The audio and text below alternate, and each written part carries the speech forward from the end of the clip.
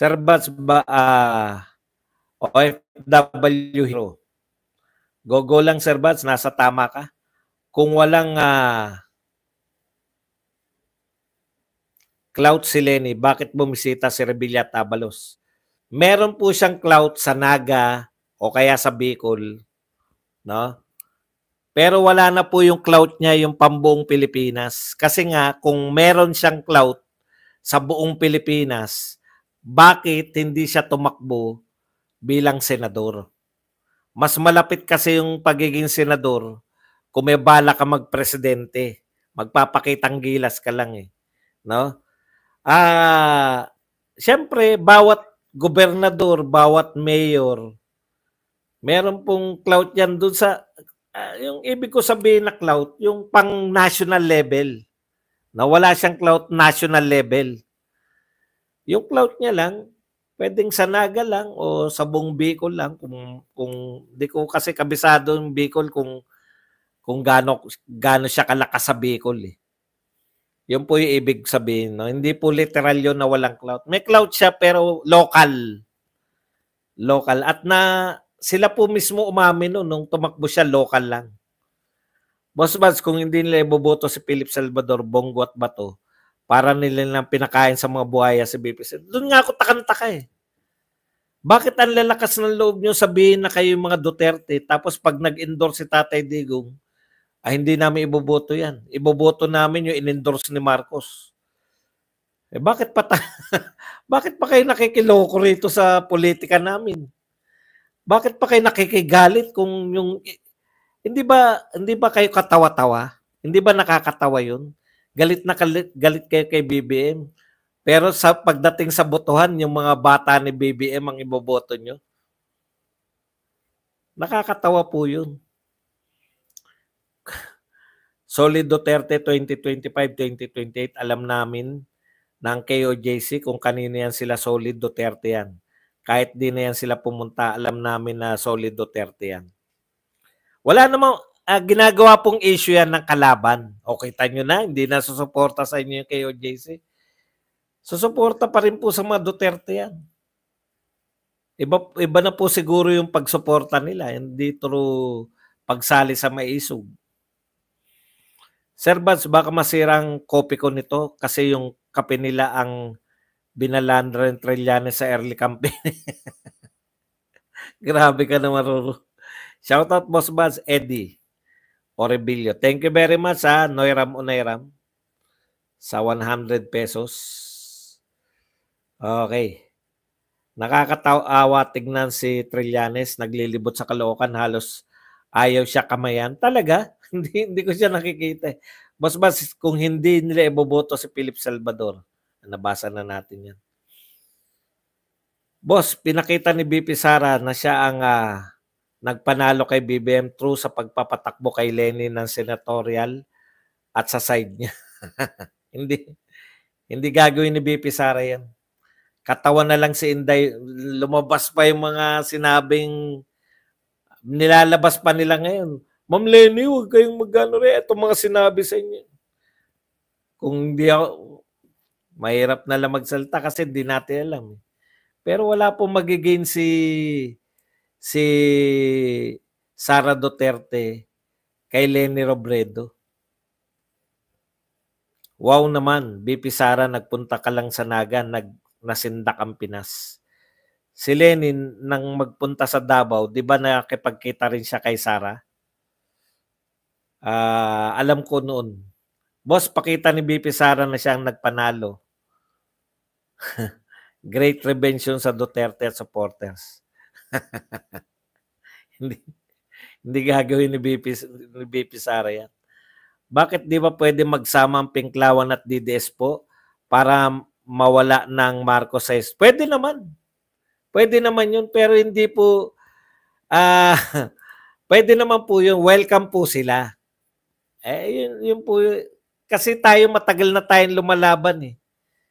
Hindi po pwede yung sila kakampi nila eh. Hindi po pwede, ang pangit po kasing pakinggan na aayain natin sila.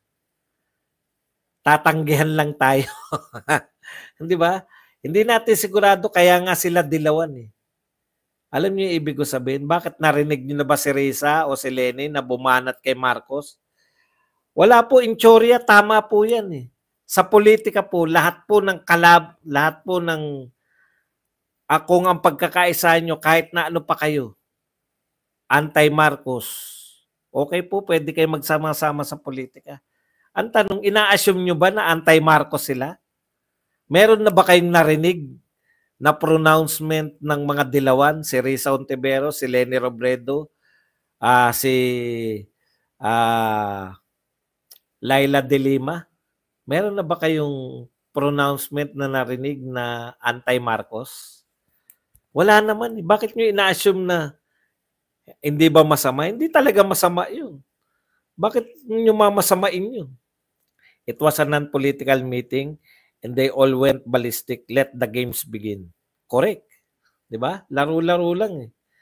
Alam mo, kaya talaga sila ni Sara Duterte na sumabog lahat eh. Kahit pa si Wamos o Diwata pa-endorse ni PRRD, iboboto ko yan. Yan ang totoong pagsuporta. Correct. Tama kayo, Prof. Boss Buds. Kung sino ang itaas ni Tatay Digong Itinday, BP Sara, yun ang iboboto natin. Huwag kayong mag-alala yung mga nakikita nyo na palagay ko kasama yan eh. Sila Vic Rodriguez, si Marcoleta. Palagay ko kasama yan eh. Si Marcoleta mukhang tatakbo na eh. Alam nga naman si Marcoleta tumakbo kay Marcos. Nakita po nyo, parang imposible naman, di ba? Ano kaya masabi ni BBM sa pagkikita nila? Nino. Hindi. Yung pagkikita nila Nino. Ni Lenny tsaka ni Sara Duterte. Alam nyo, wala naman po sinasabi lagi. Makakapag-isip po yan after isang buwan pa. Wala man lang akong gusto sa mga anti-Duterte na mga makakandidato. Ba't ko pa iboboto si Philip? Di bali na kung artista basta di corrupt.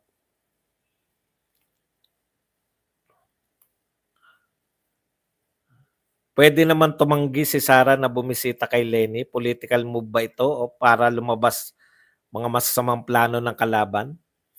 Alam nyo po, ito okay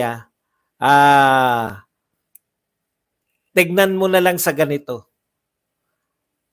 Sumuporta tayo sa mga Duterte kung ano man ang gusto nilang gawin. Kasi the fact na walang lumalabas sa bibig ng mga Duterte, hindi po importante yung pagkikita na yun. Parang, narito ko dahil taga rito ka, ikaw ay ginagalang dito bilang pagpupugay. Ganun lang po yun.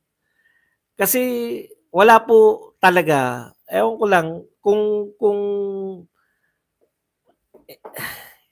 napaka-unfair po kay BP Sara na yung ugali niya hindi nga siya humingi ng tulong sa tatay niya.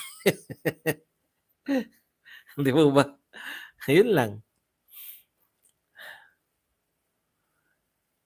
Tsaka hindi po niya gagawin yun hindi naman niya po tinatanggihan si Lenny. Hindi naman po si Lenny pinuntahan niya ron, Piña Francia. Piña Francia po. Ang common friend ni Lenny at Sara ay mga Arroyo, particular si Dato Arroyo. Dapat hindi na binibigyan pansin si Trillanes, panggulo lang yan. Hindi masama ang ginawa ni BP Sara, paggalang po yung ginawa ni BP Sara. Kung lahat po ng kalaban natin, hindi natin papansinin, ano pa tatapik natin? Sabihin nyo rin, si Abante, panggulo lang yan.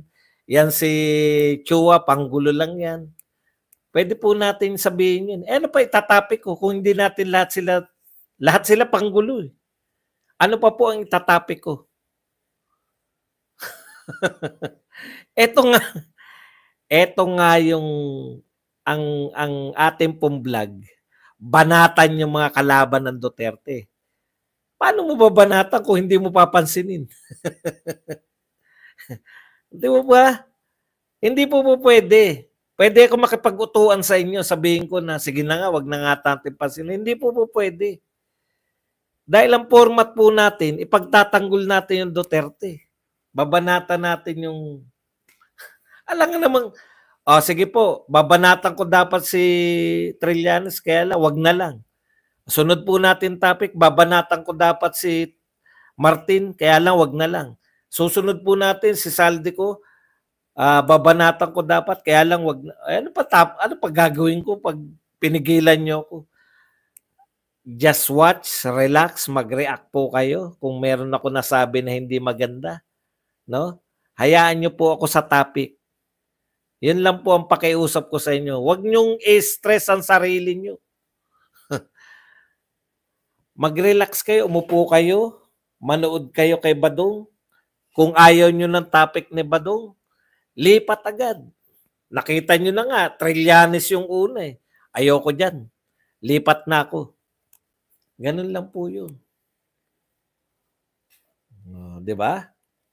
Hayaan na raw si Trillanes at walang mapapala. Wala na po ako itatopic. Wala tayong mapapala sa kanilang lahat. Wala tayong mapapala kay Martin, kay Bongbong Marcos, kay Saldico. Wala tayong mapapala sa kanilang lahat. Di kung susundin ko kayo, ano pang gagawin ko rito? Boss Badong, anong chess moves kaya ang ginawa ni BP Sara kay Lutang? Wala po. Ako wala, hindi ko po siya tinitignan na political moves. No? Si BP Lenny, sinamantala yung lahat ng to na nakasentro na naman sa kanya. Okay yun. No? Baka malakas ang kalaban niya. Sino ba kalaban niya? May pangalan din ba kalaban niya? Kaya kung tatanungin niyo po, yung mga nangyayari sa Congress, yun talagang planado ni BP Sara yun. Yung na 3-0 na nga sila ni BP Sara. Yun talaga. Pero eto, wala po to. Pupunta siya sa Piña Francia. Gusto niya magdasal. 100 years po eh. Alam niyo, 100 years, centennial. Master 17. Halos magputukan ng mga ugat sa liig kanina ni convicted Castro sa rally, Sir Buds. Yun na nga eh, nakakatakot, nakaka-convince. Dati po, 5 na lang. Panahon ni Duterte, no? Wala na pong nagrarally na makakaliwa. Ngayon, eto na naman sila.